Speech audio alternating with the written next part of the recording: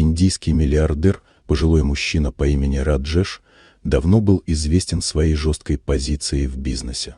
Он всегда требовал от своих сотрудников высочайшего уровня честности и профессионализма. Однако, как и многие успешные предприниматели, он заметил, что время от времени в его компании стали появляться люди, которые забывают о ценностях уважения и достоинства. Однажды Раджеш решил провести необычное испытание, чтобы проверить, как его сотрудники реагируют на людей, которых они считают ниже себя. Он решил инсценировать роль бездомного и пришел в один из своих банков. На улицах Мумбаи не так сложно было стать частью этой социальной группы, достаточно было лишь слегка изменить свою внешность. Раджеш надел старую, потрепанную одежду, запустил бороду и даже сделал легкий макияж, чтобы выглядеть максимально неопрятно. Когда он вошел в отделение, сотрудники, не узнав его, моментально начали обращать внимание на его внешний вид и поведение.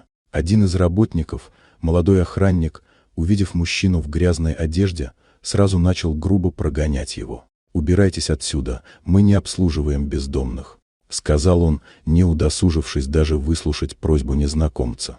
Раджеш попытался объяснить, что он просто хочет обменять деньги, но кассирша, не слушая его, с улыбкой на лице сказала: «Извините, мы не меняем деньги таким людям, как вы». В этот момент мужчина почувствовал, как его старые нервные клетки напряглись. Он решился раскрыть свою личность. «Я Раджеш Кумар, владелец этой сети банков и всей компании.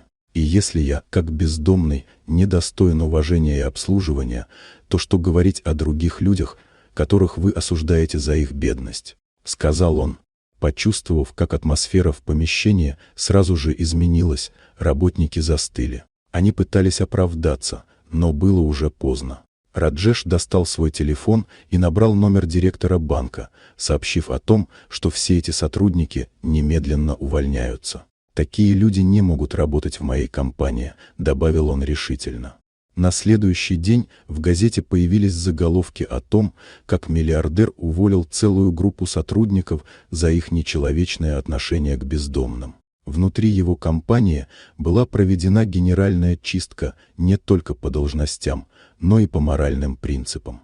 Раджеш знал, что успех бизнеса зависит не только от прибыли, но и от того, как его сотрудники относятся к окружающим.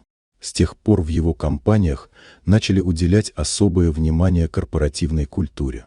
Работники, которые забывали о человеческом достоинстве, не имели места в его мире. Вот такая удивительная история. Дорогие друзья, если вам понравилось видео, поставьте лайк, а также подписывайтесь на канал, впереди еще много интересного.